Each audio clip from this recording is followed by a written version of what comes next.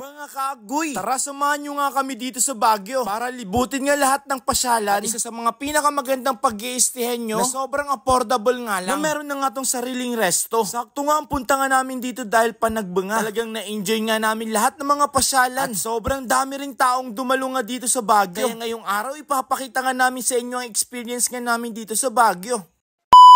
Mula nga sa Pangasinan, babiyahe nga kami papuntang Baguio. 3 oras nga ang biyahe namin papuntang Baguio. At nakadepende pa nga yan kung traffic or hindi. Pagsakay nga namin dito mga kaagoy, ang pamasahe nga namin is 138. Saktong-sakto nga ang pagpunta nga namin ng Baguio dahil panagbanga. Kung saan marami nga tayong makikitang sumasayaw sa daan at artista. Sakto nga ang akyat namin mga kaagoy dahil sobrang mahamog. Etong month ng February nga daw, sobrang lamig at mahamog. At meron nga sa part nga ng Baguio na talagang umuulan. After 3 years nga nakababa na nga kami dito sa Baguio. Bali ordinary yung Victory Liner nga ang aming sinakyan. Tuwing umakit nga kami dito sa Baguio, ang una nga namin pinupuntahan mga kaagoy ay yung pinakamalapit nga na fast food. At ito nga ang Jollibee. Bali na pa-order na nga kami dyan ng makakain namin bago nga kami pupunta sa pag-i-stayhan nga namin. At hindi nga rin biro ang pagbabiyahe ng 3 hours. Halos wala nga kaming kain nun mga kaagoy. 2 order nga ng manok ang aming in-order dito at isang family pan ng spaghetti. Pinagsaluhan na nga lang namin dito ng 2. At talagang inubos nga namin lahat nga ng in-order nga namin dito sa Jollibee. Kasi nahirapan nga kami dito mga kaagoy bago nga kami umakyat. Ay yung pagtutuluyan nga namin. To be honest nga mga kaagoy, nahirapan talaga kami maghanap ng aming matutuluyan. Halos lahat kasi mga kaagoy fully book. Akalain nyo yun, magdamag nga akong nag-chat ng mga pagtutuluyan namin. Kaso lahat nga na sinasabi nga nila ay fully book. Sa part na nga yan, natapos na nga kaming kumain dyan. Kaya naghintay na nga kami na masasakyan. Bali magtataksi pala kami dito mula nga sa aming pinagkainan patungo nga sa aming pag-i-stayhan. Medyo umaambon na nga ito habang nasa biyahe nga kami. At buti na lang hindi pa nga umuulan nung nakarating nga kami dito sa Rileras. Tatagpuan nga lang ito sa Brentwood Village. So may barangay Rojas, Baguio City. Isang araw nga lang kami mag-i-stay dito mga kaagoy. At itutur ko nga kayo kung saan nga kami matutulog. Baka sakaling magustuhan nyo nga ito mga kaagoy. Bali ito pala yung paghihigaan nga namin kung saan maglalabing-labing nga kami. Meron na nga itong isang king bed. Meron na nga itong lamesa at upuan. May cabinet na rin kung saan pwede nga natin ilagay dito yung mga gamit natin. May sarili na nga itong TV kung saan pwede nga kayo mag-Netflix. Bukod nga doon, meron nga silang wifi dito. May room wifi, outdoor at dining area. Sobrang lambot pa nga ng kutsyon dito. Sa mga magtatanong kung magkano nga ba ang pinag-stayhan nga namin dito or magkano nga ba ang rate. Pag weekdays nasa 2,000 pesos at kapag weekend naman ay nasa 3,000 pesos. Diba napakamura mga kaagoy? At hindi nyo na nga kailangan pumunta pa ng labas para bumili nga ng mga pagkain. Dahil dito mismo sa Rileras ay may sarili nga silang resto. Bali humigop muna nga tayo dito ng mainit na kampi na kanilang binibenta. At ganito pa naman kaganda ang kasama mo sa Baguio. Wala na akong masasabi kundi mamaya ka sa akin. Napa-order na rin kami dito ng salad at matcha strawberry latte na iinumin naman ng aking jowa. Pasapit naman ng gabi mga kaagoy, pumunta na nga kami sa SM. Dahil higit 1 taon nga akong hindi nakapunta nga dito. Sobrang namiss ko talaga ang view. Lalong-lalo na makita ang city lights of Baguio. In-enjoy na nga lang namin lahat ng mga magagandang moments nga dito mismo. Dahil bihira nga lang kami umakyat nga dito sa Baguio. Lahat nga ng magagandang spot na pwede nga pagpicturan. Ginawa na namin lahat mga kaagoy. Para sa ganun ay magkaroon nga kami ng sarili naming memories. At pagdating naman ng alas 9, pumunta nga kami ng night market para kumain nga ng masasarap na pagkain. Hindi namin palalagpasin ng pagkakataon na hindi nga makakain nga dito mismo sa night market. Sa sobrang lamig nga mga kaagoy, may lumalabas nga na usok sa aming bunganga na talagang natutuwa nga kami. Tamang lakad nga lang kami habang naghahanap nga kami ng mga makakain nga namin. At para makatipid-tipid nga ng konti mga kaagoy, ang una nga namin kinain dito itong siomay rice na hindi nga lang ordinaryong siomay nga itong kinakain namin. Dahil itong siomay na binili nga namin, ito nga yung mga malalaki. At sa pangalawang kain nga namin mga kaagoy, ay karinderya concept nga ito. Kung saan pwede ka nga pumili nga dito ng iyong mauulam. At eto kami ngayon mga kaagoy sa tamang gilid nga lang. Yung aking partner ay kumain nga dito ng Topsy. At ang in-order ko naman dito sa akin mga kaagoy ay meat to meat. Yun nga lang habang kinakain ko nga ito mga kaagoy, hindi ko nga nagustuhan. Dahil meron nga sa part na medyo napapanis na nga yung na-order kong isang karne. Pero goods naman ang kinain namin mga kaagoy. Kaya ang pangatlo nga namin pinuntahan itong Tanghulo. Kung saan sobrang dami nga nagbebenta nga dito sa Baguio. Sharing na nga ang ginawa namin para makatipid kami. At baka maging diabetic pa nga kami kapag nasobrahan pa nga namin ito. Ikakat ko muna nga yung video dito. Abangan nyo nga yung part 2. Pag-stay nga namin dito sa Baguio. Okay ba yun mga tol? Agoy!